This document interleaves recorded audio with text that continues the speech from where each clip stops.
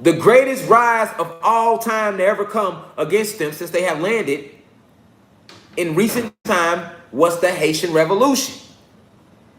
This is why they get the Haitians a hard time to this day. But when the Haitians rose, or when any of your ancestors rose, we were able to rise because it was always the divine feminine energy connected with her divine masculine energy, and the divine masculine energy connected with his divine feminine energy, and we rose as one. We can never rise if the tie has been severed. That is the heart of the problem with our species today. It's not the money, it's not the information, because we got motherfuckers that when they got money in they system. We got those people. We got motherfuckers out here that got information. We got all that. So why is we still not where we need to be? Because the connection is severed. We hanging off cords. We hanging by a thread like that. A sheer shell of ourselves. Like I said, they promoted to our God. It started in the 60s.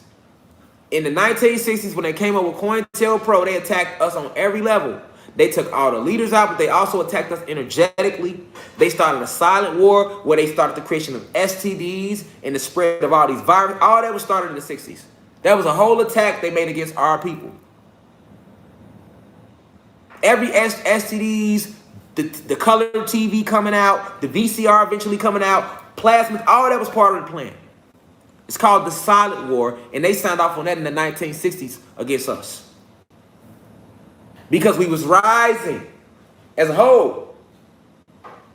And they hadn't seen that type of rise as a whole since, that war broke out between us and the Pleiadians. And then you had all these revolts over time, but they hadn't seen one that recent.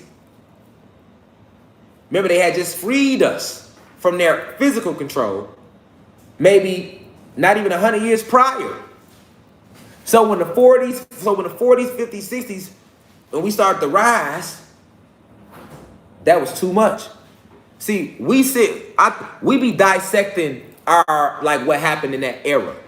We don't really be looking at it like as a whole. We be like, okay, Rosa Parks stood up. Okay, Martin Luther King marched. Okay, you had Malcolm in the Nation of Islam. Okay, you had them, you had them, you had them, you had this, you had JFK, you had all these people out here. But what you fail to realize, you had Black Panthers. You had the GDs, Supreme Gangsters, Black Peace Stones. You had Latin Kings. You had the Vice Lords had started. You had the Crips and the Bloods. These were all a part of organizations that were started to protect the people and fight against the system, nigga. The cops, the police who was harming us. People forget Larry Hoover in jail right now. We talking about free Larry Hoover. Because he was in that shit knee deep in the 60s. That's what makes him a political prisoner. So was Jeff Ford. Jeff Ford, motherfucker was trying to blow their ass up. He was on the phone with Gaddafi trying to get missiles. That wasn't isolated shit. It was all connected. It was our people as a whole creating all these different groups to attack their ass. Facts.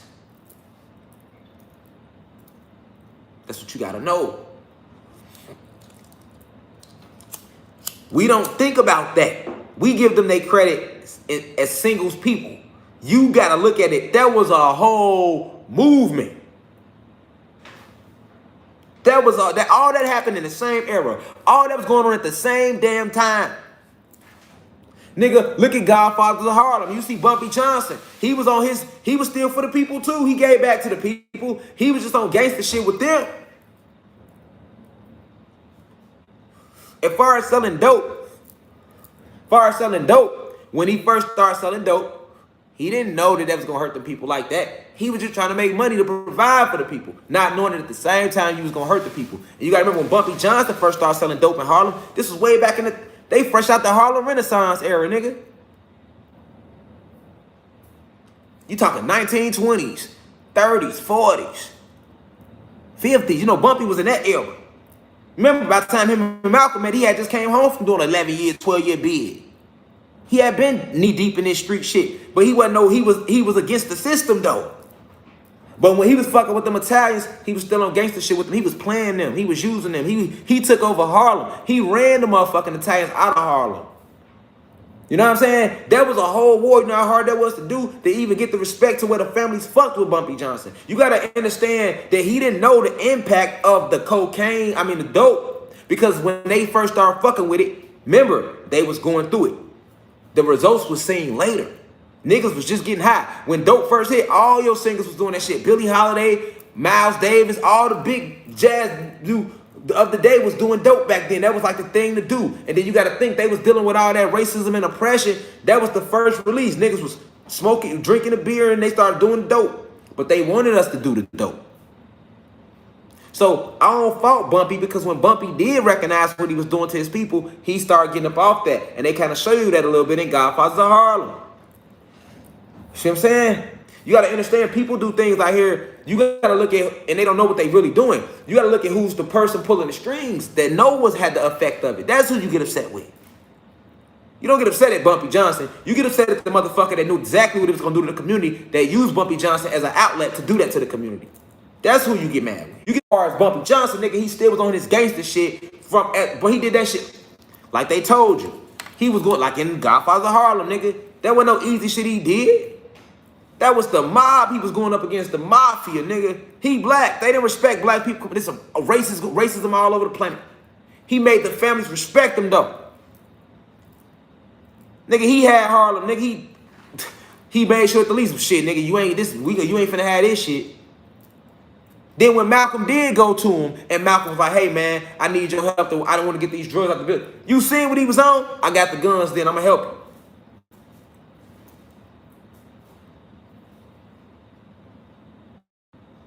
You got to look at shit from a bigger standpoint. All that was going on at the same time, y'all. Nigga, it ain't been a motherfucker to do that with the Italian family since Bumpy Johnson. He like that, the black Al Capone. Ain't nobody came after him and did that, had how he was. Nah, niggas that came and been in cartels and had little connects and did a little, that's it. Niggas ain't did that because that was a whole different era. It was real.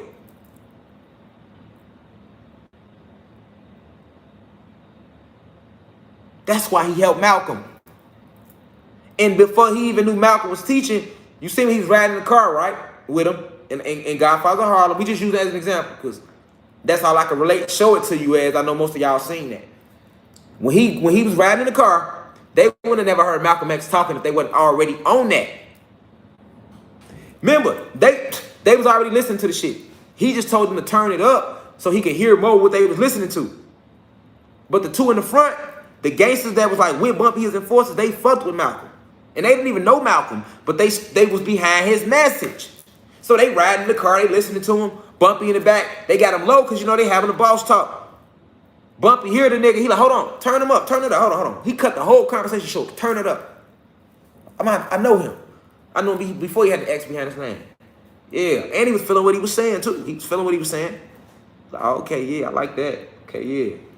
Because he heard, right, they noticed they focused on the point where he was like, my people got if the government ain't gonna protect us, our people got the right to defend and protect themselves by any means necessary. And that's how I feel today.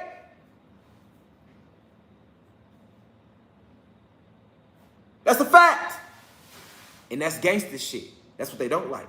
But Bumpy, that's the part they let y'all hear for a reason. To show you mindsets. The whoever wrote the screenwriter, because I write, they did that they zeroed in on that so you can just see the mindset. Because remember, they wrote the script out. They wrote the pilot out and all that before they came up with Godfathers of Harlem. So you got to see, why would they show you zooming on all Malcolm's speech he gave, why would they zoom in on that part on Godfathers of Harlem? To show you where the connect was, where the connection was at. That's one thing Bumpy was with, standing on the police and all that. He was pussying their ass. He had their ass on the payroll. And he was getting their ass killed. He was going to bud their ass, all that. You feel they wasn't playing? You see what I'm saying? Whole different era. That shit don't go on today. Whole different era. And if you do got a drug dealer that's today, a revolutionary like myself go to a big time, call himself boss drug dealer, I'm like, listen, man, we need to come together so we can fight this war with these people. Like I've been telling niggas. Niggas ain't trying to link with me. See what I'm saying? Whole shit. Remember, that's how I ended up mentioning Lil Durk name. early in the year. Him and other rappers. I'm like, listen, I'm a revolutionary speaking out. Y'all call yourself these big rappers.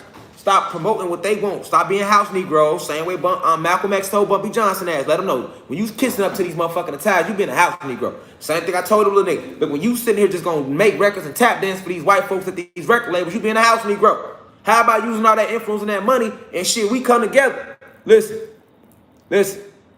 How about using all that influence and that money and we come together, Dirt? Or we came together, little baby, and we came together, these big artists or these big gang, call yourself gang leaders of today or drug dealers of today. What's up? I'm with all the gangster shit. We're standing on these people for our people. Now, if you really with the shit, you should be ready to stand the same way. Niggas ain't on that. Niggas don't give a fuck. Niggas don't get two fucks. I see people saying Meech, free Big Meech. Probably if he was out, he would have stood with me.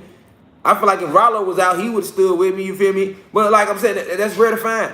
Niggas ain't on that. You know what I'm saying? Niggas just want to drive their fancy cars and, you know, tap dance for these white people at these record labels and these motherfuckers up in Hollywood. And, you know what I'm saying? Like, shit, you know?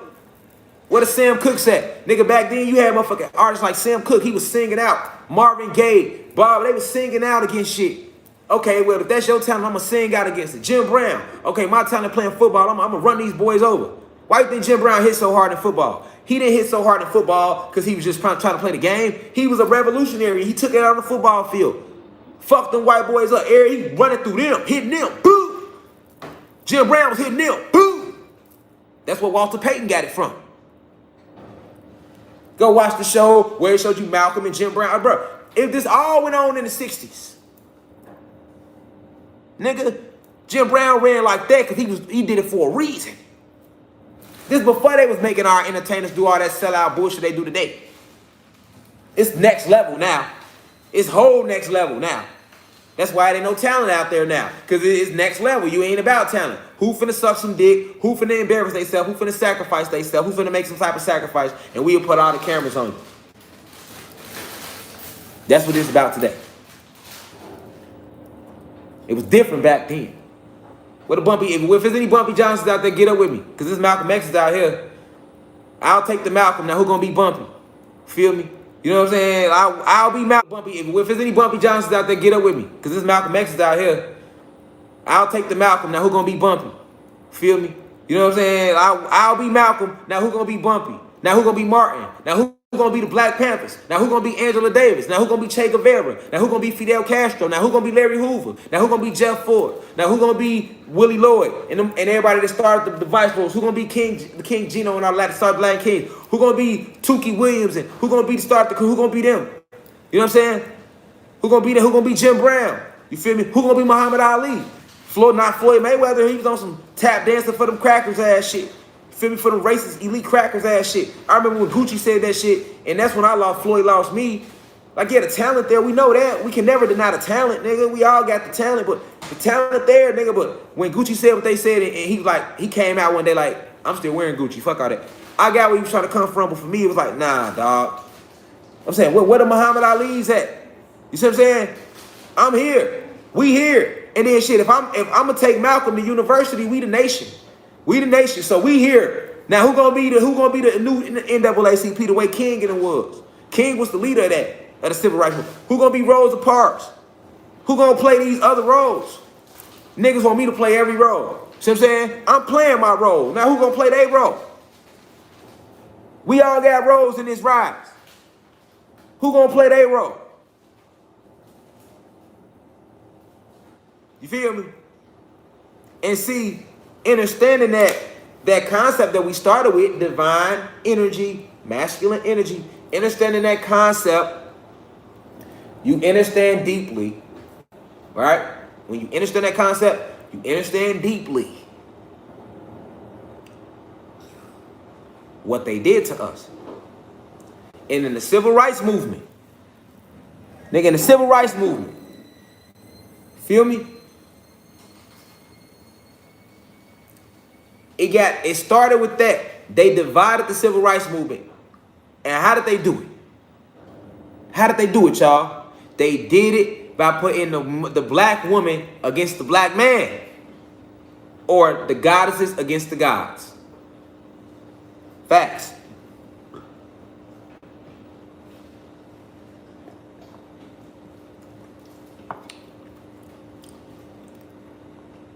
This how they did it. They started to, what they did was, they seen how strong we was, so they had to start with the civil rights movement because the civil rights movement was started down in Georgia. Remember, it's about energy, y'all. Georgia is the capital of this realm. It's the headquarters of Atlantis, and we own Atlantis. Okay? Georgia is the capital. That's why Atlanta sits on the 33rd parallel, exactly on it. It's the most powerful point in the USA. The most powerful point in the USA is not LA. LA does sit on the 33rd parallel. It's Atlanta though. That's why they got Atlanta Black Hollywood and LA Hollywood. Atlanta, Georgia is the center point. It's the center of the entire realm of Atlantis. It's Atlanta, Georgia. It's the center of the entire realm. Is Atlanta, Georgia. That's the dot. That's the center dot. The black dot. The black dot that Bobby Hemmitt used to talk about. A lot of y'all might not have ever heard Bobby Hemmitt old lectures. Go back, watch them though. Listen, that's what I'm saying. When we come, we sin. We work through a lot of avatars. But you motherfuckers don't be listening. How many more do we need to sin for y'all to understand? And then some of y'all so fucking stupid, when y'all hear some that y'all heard somebody else say, you'll take it like, oh, somebody already said that, as opposed to understanding, well, it's steady being said through new avatars because motherfuckers ain't changing. Right. If it got changed, motherfucker wouldn't still be saying it now. So what does that tell you, Smoofy?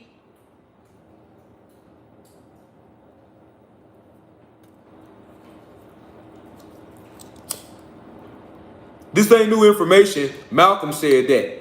Right, and Malcolm was, and that was what? That was how many of their years ago? And I gotta say it now? Right. What does that prove, nigga?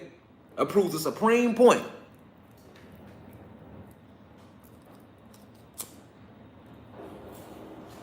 Martin said that. Bobby Hemmitt said that. Dr. York said that. Bill Cooper said that. Young Pharaoh said that. Ralph Smart said that. Remedy H said that. Isis Wisdom said that. Kali said that. Hell shit, I just said that myself to my sister yesterday. Nigga, Negro. Because that's what you're being. You're being a house Negro right now. It don't matter who says it, long as it gets said. And if it have to keep getting said, that mean y'all think we down here playing with y'all. How many times we got to keep working through different people to say the same shit? Y'all can't recognize the same spirit when y'all see it?